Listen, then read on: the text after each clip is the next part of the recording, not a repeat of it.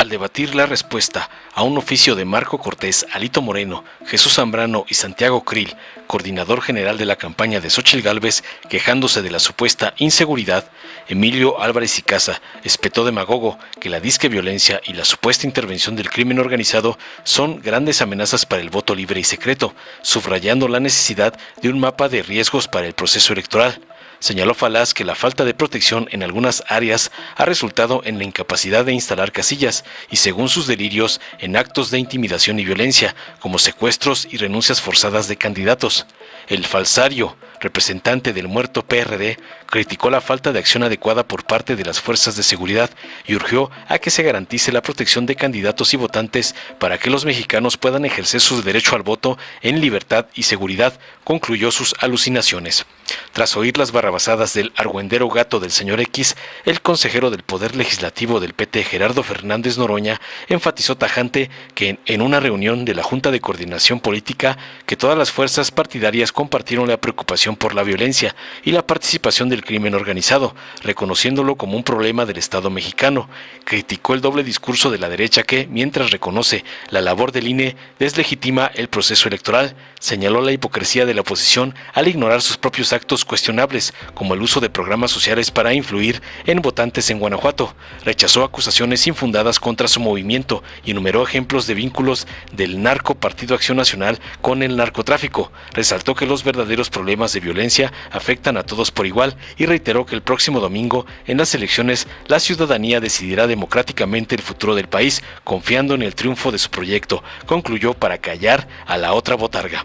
Veamos enseguida cómo el doctor Noroña le da una paliza al pirata falsario Álvarez y Tranza por atacar a Morena, espantando con el petate del muerto de la supuesta inseguridad, como lo ordena su amo, el narco ampón Claudio X González. Senador Emilio Álvarez y Casa, consejero del Poder Legislativo por el PRD, adelante. Gracias, presidenta.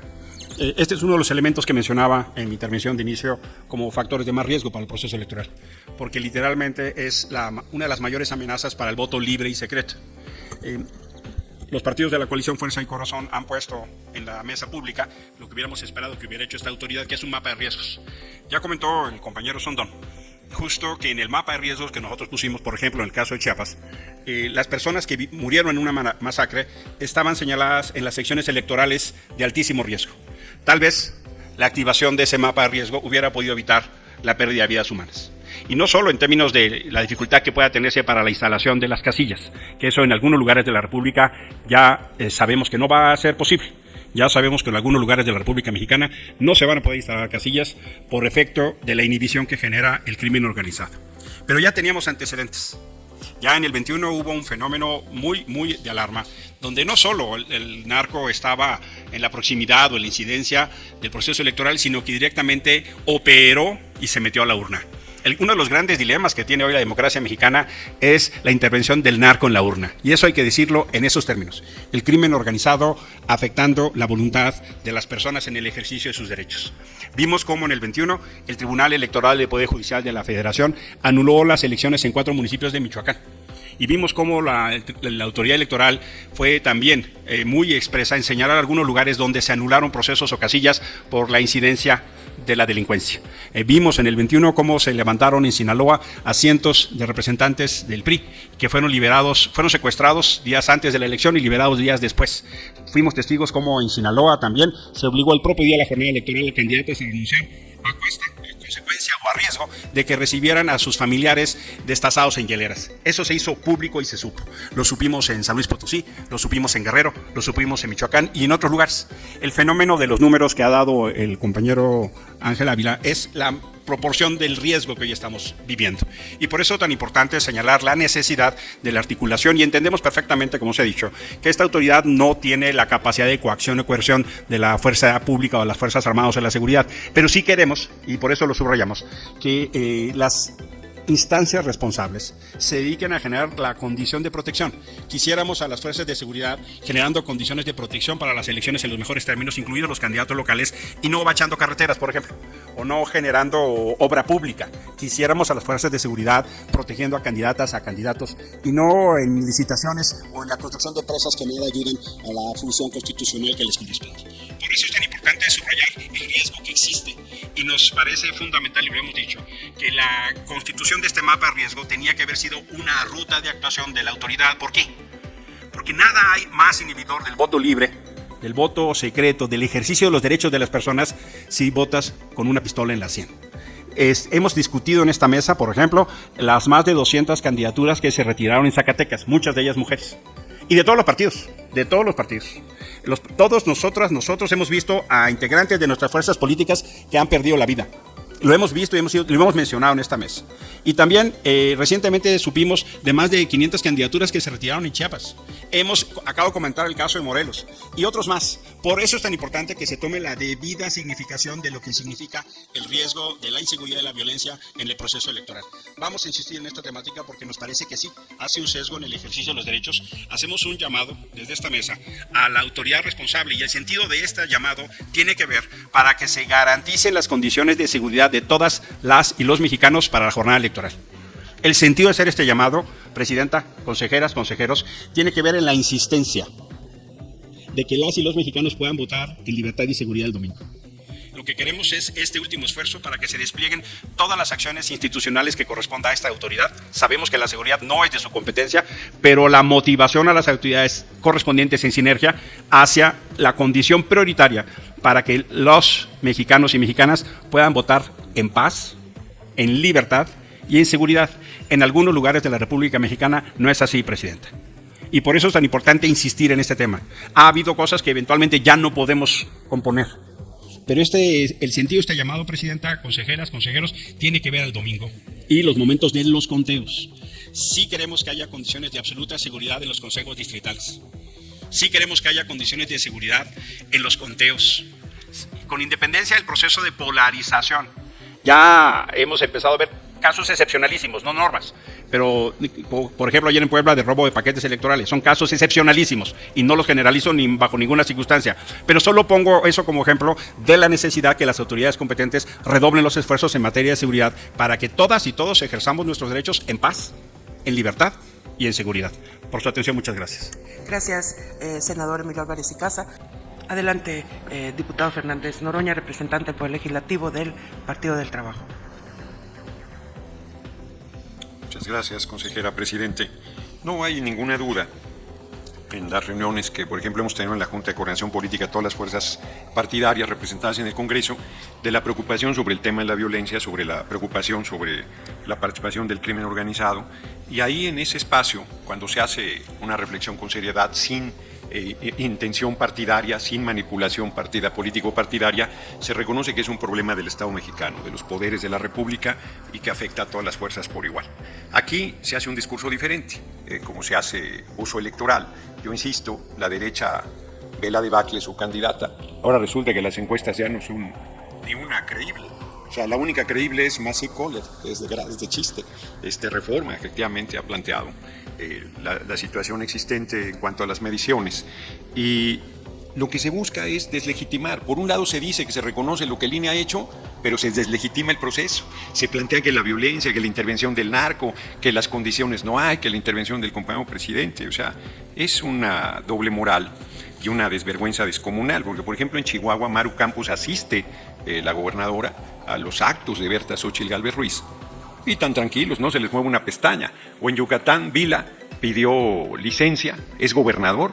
Con licencia, pues gobernador, no hay la decisión de un gobernador diferente. Llevan 20 actos con Renán Barrera, candidato del Frente de Derecha a la gubernatura de Yucatán. Se quejan de los programas sociales. Es escandaloso, Guanajuato, el programa de tarjetas rosas que están entregando en este momento todavía el dinero, 9,000 pesos a las promotoras del voto, a la estructura electoral del voto paneaguado en Guanajuato.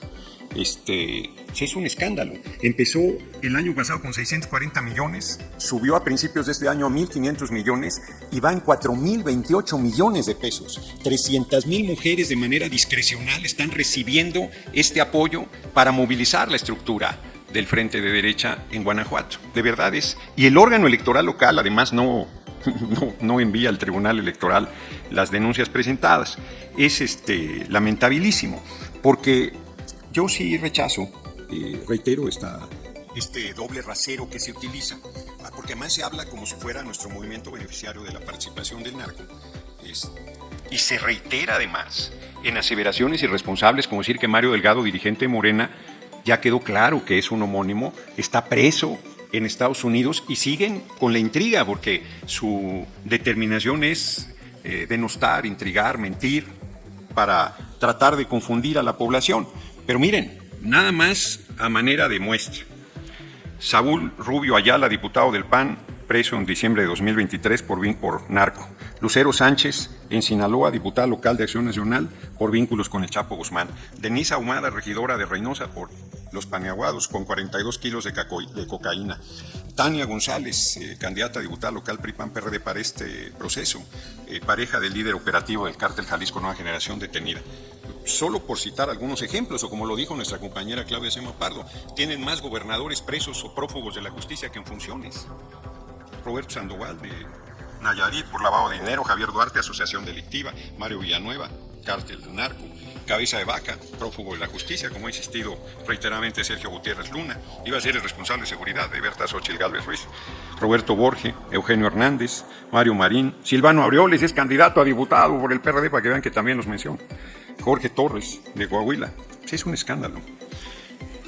Y hablan de los asesinatos. Gisela Gaitán, compañera nuestra en Celaya, fue asesinada por falta de protección del gobierno de Guanajuato. Es el lugar con más homicidios dolosos y se les olvida ese pequeño detalle. Entonces yo entiendo que quieran descalificar el proceso electoral porque mal les va, pero lo que están haciendo es seguir lo que planteó Jorge Castañeda, que dijo primero que fueran mentiras contra Claudia Sheinbaum Pardo en el debate, intrigas, por fuertes que se dieran. Ahora les dice Jorge Castañeda que además que qué bruto es, porque que se los diga se entiende, pero que lo haga en un programa de televisión es el colmo de la arrogancia y de la estulticia. Les dice, sí, la diferencia es de 8 o 9%, impugnen, no importa, no reconozcan. Pues ese es el camino que traen. Ese es el derrotero que han determinado frente a la desesperación, porque su candidata pues le pidieron que fuera lo que no era. Entonces está arrastrando a sus candidatos a gobernadores, candidatos a senadores, a diputados, y entonces están desesperados tratando de mantenerla artificialmente, y entonces duelen de lo que, por cierto, ellos ya hacían cuando estaban en el gobierno, y siguen haciendo en los gobiernos locales. Yo terminaría planteando que me sorprende mucho que el PRD haya decidido mantener, por un lado lo entiendo, son los sepultureros del PRD, y ahora mantienen un zombi político en este espacio, que después de su lamentabilísima declaración festinando el accidente en Nuevo León de 8 personas fallecidas y un menor. No más falta que ese también no lo cargaran, que digan que los vientos son nuestra responsabilidad. Esté todavía aquí en esta mesa. Si tuviera un poquito de vergüenza y dignidad, no se presentaría aquí bajo ninguna circunstancia. Sus declaraciones son totalmente repudiables y demuestran una calidad humana ínfima para cualquier persona que se dedique a la política. Es de verdad increíble, y que además nos quiera venir a dar clases de democracia, de derechos humanos, de moral. Son increíbles. Y termino. El ejército, dentro de sus facultades, dentro de sus responsabilidades constitucionales, está a hacer obra pública, está establecido, obra social, en beneficio de la gente.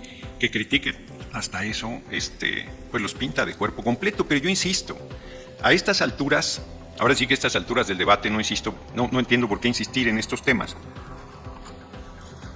ya que el domingo se resuelve toda la controversia, y como debe ser, de manera democrática entre los dos proyectos que están en disputa en el país.